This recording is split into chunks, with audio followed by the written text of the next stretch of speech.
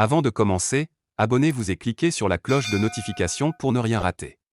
Bienvenue sur Académie Universelle. Nous allons vous parler d'une information importante que tous les Africains devraient savoir, mise en place par la Banque mondiale pour exploiter encore plus fort et plus rapidement les ressources de l'Afrique. Mais on se pose une question. Pourquoi les dirigeants africains n'en parlent pas à la population qui ignore l'existence du projet? Quel est le but de ces projets? Pourquoi un tel projet? À qui profitera les crimes? Aux multinationaux, aux chefs d'État africains ou bien au peuple africain? Qui sont les responsables? Qui sont ceux qui s'occupent de ces projets? Dans le fond, qu'est-ce qui se passe? Nous allons rentrer dans les détails, mais en attendant, veuillez vous abonner sur la page Académie Universelle pour recevoir plus d'actualités à travers l'Afrique et partout dans le monde.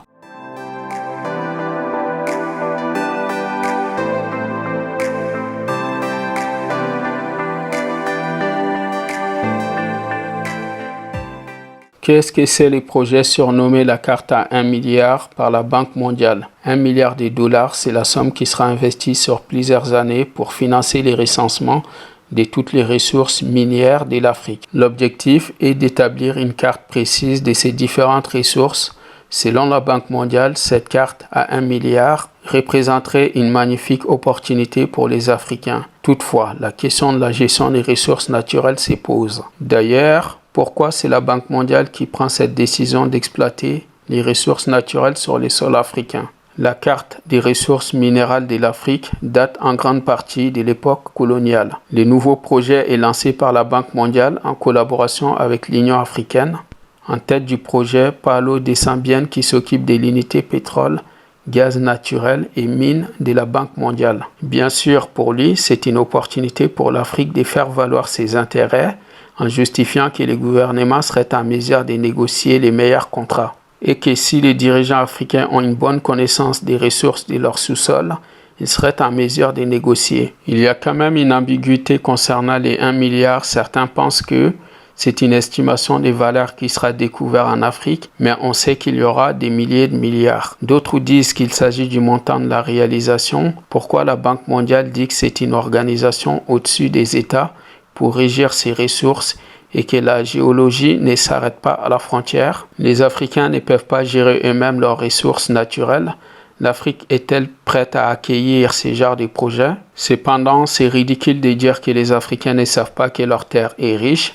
Bien sûr qu'ils le savent, qu'il y a non seulement des ressources, mais aussi un pillage organisé depuis très longtemps.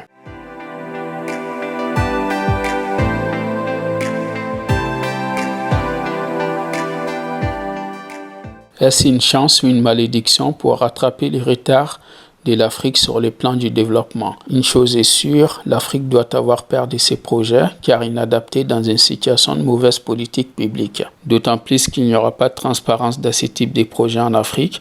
On n'échappera pas aux arrangements entre les entreprises et les gouvernants. On ne saura pas combien a été viré au gouvernement et surtout à quoi ça a servi au plan du développement. Pourtant, il y a de quoi faire en matière d'investissement comme financer les routes, la santé et l'éducation, etc.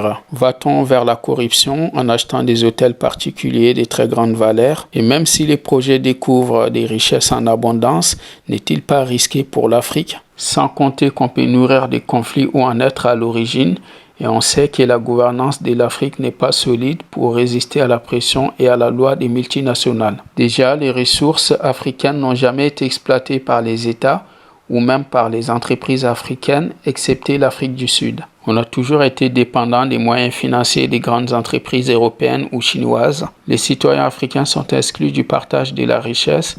Les dirigeants politiques et multinationaux sont gagnants et ça ne crée pas d'emploi pour le peuple. Ce projet respectera-t-il, ça ne reste que les droits des citoyens et de l'environnement? En entendre parler les responsables du projet, leurs arguments font saliver, mais il faut faire la différence entre le projet et l'utilisation du bénéfice qui ne profitera sans doute pas aux citoyens. Donc l'Afrique n'est certainement pas prête car ses dirigeants n'ont ni les compétences ni la volonté sur le plan du développement.